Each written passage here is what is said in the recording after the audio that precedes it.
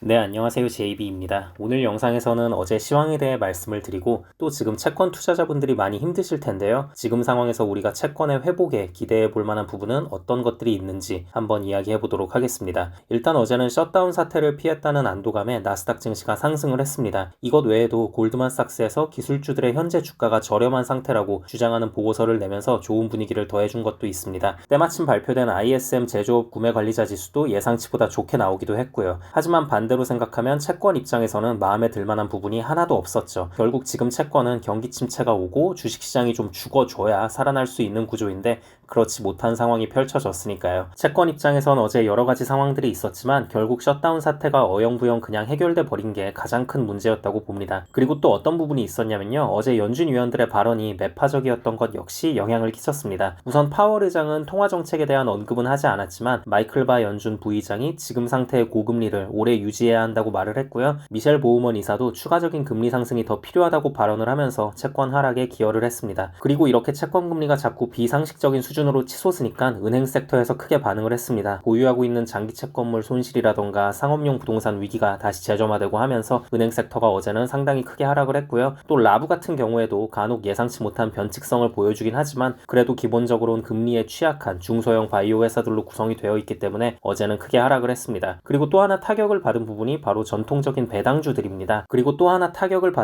바로 전통적인 배당주들입니다. 지금 채권 이자 수익이 이렇게나 높은데 굳이 리츠를 사야 돼? 배당주들 사야 돼? 라는 심리가 퍼지게 되면서 이름 좀 날린다는 유명 배당주들도 어제는 좀 크게 하락을 했습니다. 여기까지 말하면 이제 이렇게 질문하시는 분들이 계실 수가 있어요. 아니 근데 나스닥은 왜 오른 거예요? 원래 나스닥은 기술주 위주로 되어 있어서 금리에 엄청나게 취약한 거 아니에요? 라고 묻는 분들이 계실 수 있는데요. 이건 왜 그러냐면요. 애플, 마이크로소프트, 구글, 아마존 같은 빅테크들이 전체적으로 다 크게 올랐기 때문에 그렇습니다. 이런 빅테크 기업들은 기본적으로 현금 보유도 워낙 많고 현금 흐름도 너무 좋기 때문에 고금리라고 하더라도 딱히 영향을 받지 않습니다. 오히려 너무 현금이 넘쳐 흘러서 막 은행에 쌓아두고 이자 수익만으로도 엄청난 수익을 올리잖아요. 그래서 어제도 보면 사실 나스닥에 속한 기업들 전체가 다 크게 오른 게 아니고요. 빅테크 기업들이 유독 크게 올라주면서 나스닥 지수를 끌어올렸습니다. 그 외 나머지 기술 기업들은 딱히 좋은 주가 흐름이 아니었습니다. 그래서 이제는 드는 생각이 주식시장의 패러다임이 바뀌었다고 볼 수도 있겠다. 이젠 정말 전통적인 가치주인 코카콜라 같은 기업이 안전자산이 아니고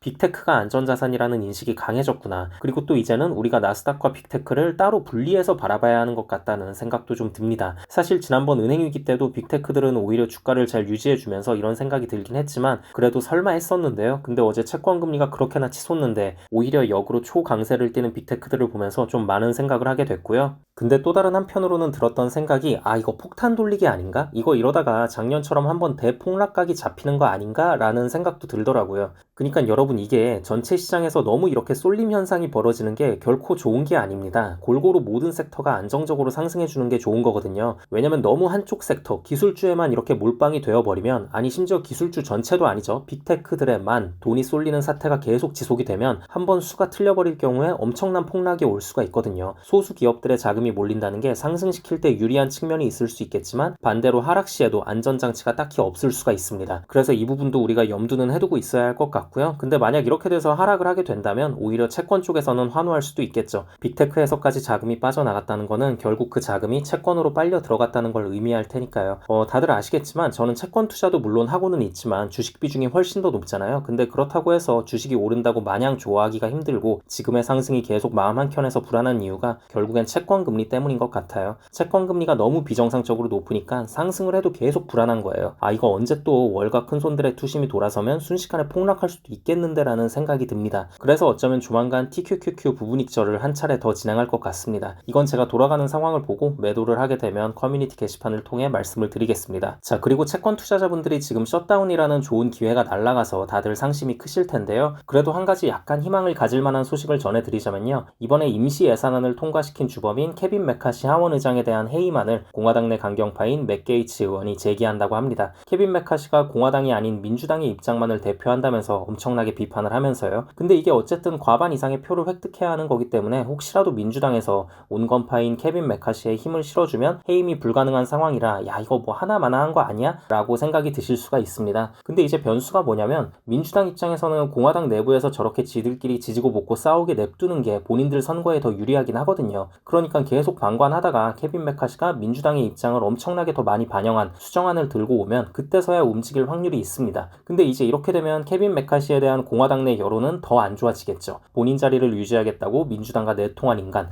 뭐 이런 식으로 프레임이 씌워질 확률이 높기 때문에 이 부분은 어떻게 흘러갈지 일단 지켜볼 만한 가치는 있는 것 같습니다. 네, 그럼 오늘 영상은 여기까지 하도록 하고요. 다음 영상에서 뵙겠습니다. 감사합니다.